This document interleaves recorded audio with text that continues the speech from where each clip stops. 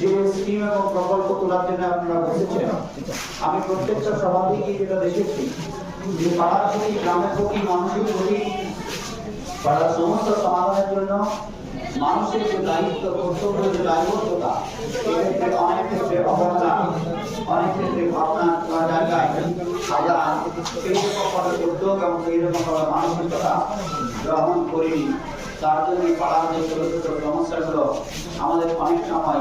সমস্যা সমাধানের প্রয়াস থাকলেও নিজেদের উদ্যোগ এবং মানসিকতার অভাবে সঠিকভাবে সেই সমস্যাটার সমাধান হচ্ছে। তাই নতুনভাবে আমাদের মামাটি মানুষের সরকারের মুখ্যমন্ত্রী মমতা বন্দ্যোপাধ্যায় আমাদের পাড়া আমাদের সমাধানের মধ্য দিয়ে মানুষের পাড়ার যে ছোটখাটো রাস্তাঘাট, ড্রেন, পানীয় জল, সেচের ব্যবস্থা বা সার্বিক ক্ষেত্রে যে ছোট ছোট স্কিম, সেই স্কিমগুলো তৈরি করে যাতে মানুষের রান্নাবস্ত্র, বাসস্থান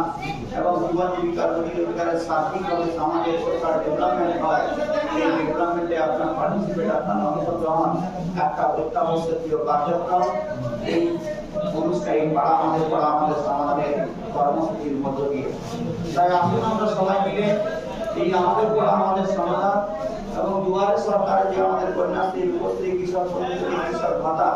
বিওআর অফিস থেকে শুরু করে এসএম অফিস, কারেন্ট থেকে শুরু করে জমি জায়গা, সব সমস্ত সমাধানের জন্য আমরা সার্বিকভাবে কার্যক্রমে অংশগ্রহণ করার জন্য আমাদের পাড়া আমাদের সমাধান কর্মসূচি পৌঁছেছি। আমরা চাই মানুষের অধিকার, মানুষের শান্তিলাভের অধিকার, উন্নয়নের অধিকার, সমস্যা সমাধানে মানসিক অংশগ্রহণ করে তার মুখের কথা,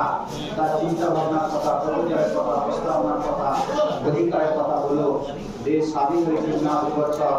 ভারতবর্ষের একমাত্র রাজ্য পশ্চিমবঙ্গ এবং ঐতিহাসিক অভিনব যে কর্মসূচি, যে পরিকল্পনা, সেটা হচ্ছে আমাদের পাড়া আমাদের সমাধান। আগে দুয়ারে সরকার দেখেছেন, পাড়ায় সরকার দেখেছেন, পঞ্চায়েতে দেখেছেন, এরপরে আপনারা দেখছেন